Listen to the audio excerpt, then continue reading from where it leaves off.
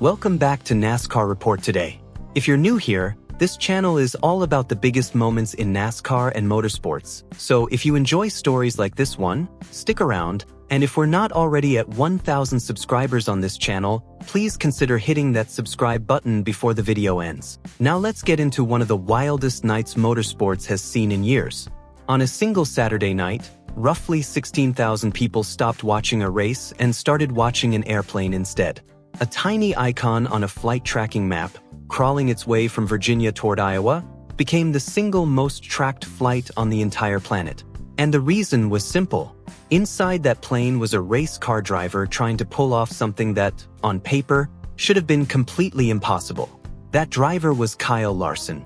And on this particular Saturday, two of the biggest events in American motorsports were happening at the exact same time, hundreds of miles apart, and both of them wanted him. Down in Virginia, the NASCAR Cup Series was running the Cookout 400 at Richmond Raceway. Meanwhile, out in Iowa, Knoxville Raceway was hosting the 65th running of the Knoxville Nationals, widely considered the biggest and most prestigious sprint car race on Earth. Drivers in that world call it the granddaddy of them all, and winning it is worth $200,000. Larson is 34 years old and drives the number 5 Chevrolet for Hendrick Motorsports, and that job is always his first priority. So on paper, Richmond was the plan, and Iowa was the race he'd simply have to watch from a distance. This conflict wasn't some last-minute surprise either. It had been sitting on the calendar for roughly a year, ever since both schedules were released. It marked the first time since 2016, back when Larson was in just his third full season in the Cup Series, that his NASCAR schedule had directly collided with the Knoxville Nationals. Every single year since 2016, he had managed to run this race without a scheduling conflict. This year, that streak was about to be tested. And here's where things get strange. Larson wasn't just entered in the Nationals as a formality. He was sitting on the pole. On Thursday night, driving the number 57 for Silva Motorsports, he charged past Garrett Williamson late in his qualifying feature to grab the win. That victory made him the top points driver of the week and locked him into the pole position for Saturday night's championship feature, the best possible starting spot in the biggest race of the season. And the man who earned that spot was scheduled to be hundreds of miles away when the green flag dropped. So why enter the race at all if the odds were stacked against him actually driving it? Part of the answer is the backup plan.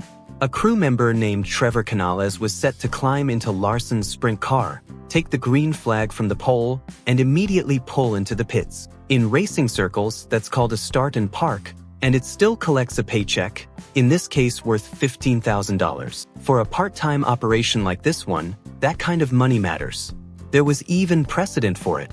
Canales had done the exact same move back in 2015 for Rico Abreu when NASCAR commitments pulled him away from the main event. The team's philosophy was straightforward. Because the Paul Silva-owned operation only races a fraction as often as a full-time crew, they take advantage of every single race they possibly can. And the money had already been stacking up well before Saturday even arrived. Larson banked $13,000 winning the Capitani Classic at Knoxville on Sunday. He added $21,000 more at Southern Iowa Speedway during Monday's Front Row Challenge. His Thursday qualifying win brought in another $12,000. Add in the start and park money, and the week was already worth chasing, even if he never turned a single competitive lap in the Saturday finale. As Larson explained it during the week, this event pays a lot. Locking into the prelim night and into the feature goes a long way, both for him personally and for his team. Naturally, that entry sparked plenty of debate among fans all week long. A portion of the fan base felt Larson was taking a spot away from someone who actually intended to compete on Saturday. Larson said he understood both sides of the argument but wasn't losing sleep over it. If people wanted the rule changed, he said, that was completely fine with him. His team would simply do whatever was asked of them, but as long as the rule stayed the way it was, he was going to keep racing whenever the opportunity allowed it. Then Saturday morning arrived, and the weather forecast for Iowa looked brutal for his chances. He needed rain, and lots of it, to buy him time. Instead, the forecast collapsed down to roughly a 10% chance of rain around 6 o'clock in the evening. As Larson described it, when he climbed into his Cup car and saw that 10% number, his first reaction was simply that it was a bummer.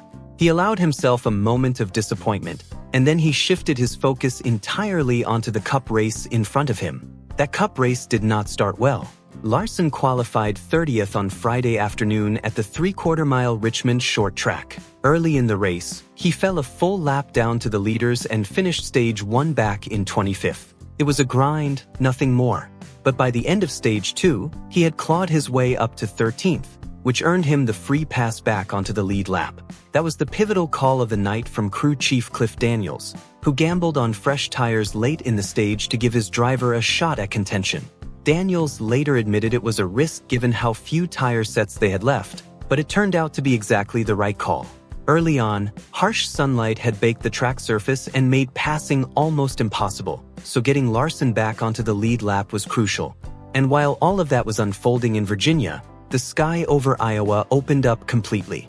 Steady rain began hammering Knoxville Raceway before hot laps had even started. A race that should have wrapped up long before Richmond finished was now sitting completely idle, and the delay eventually stretched to roughly 4 hours, threatening to push the entire finale into Sunday. In the middle of the Richmond race, with Larson running 14th and 114 laps still remaining, Cliff Daniels came over the radio with news. Knoxville hadn't even started hot laps yet. He told Larson there was a massive delay, and nobody knew yet whether the race would even happen that night. A surprised Larson simply replied with Knoxville's name, and Daniels told him they were already working on a plan. Behind the scenes, that plan was very real. Hendrick Motorsports president Jeff Andrews helped map out the logistics. Larson's public relations representative worked the phones with contacts back in Iowa. A private plane was put on standby, ready to go at a moment's notice. Daniels later explained his thinking, saying he would much rather have a plan in place that they could cancel than have nothing ready at all if the opportunity actually opened up. And here's the part that says everything about who Larson is. He kept turning the idea down. He told Daniels no. He told Jeff Andrews no. He didn't want to look distracted from the job in front of him, and he didn't want to ask anyone for a favor. Daniels described just how much persistence it took to push the plan through anyway, saying they knew that if they could just get Larson there, he could do something truly special. Larson himself later admitted he wondered the entire time whether Knoxville had even begun hot laps and whether he had any shot at all, but he refused to key up the radio and ask, because in his own words, it would have looked bad and made him seem unfocused on the race he was actually in.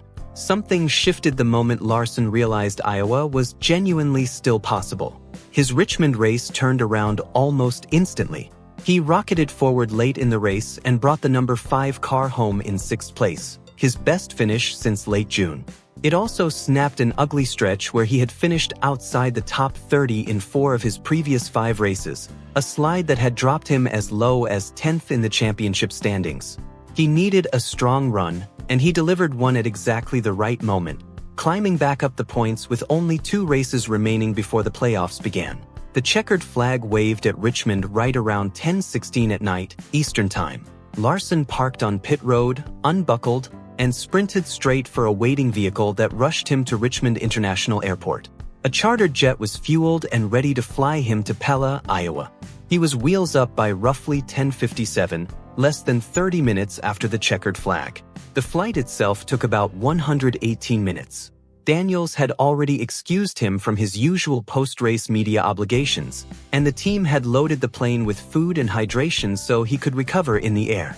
What happened during that flight became its own story entirely. Fans discovered the plane on flight tracking websites, and at one point more than 16,000 people were simultaneously watching that single aircraft icon crawl across the map.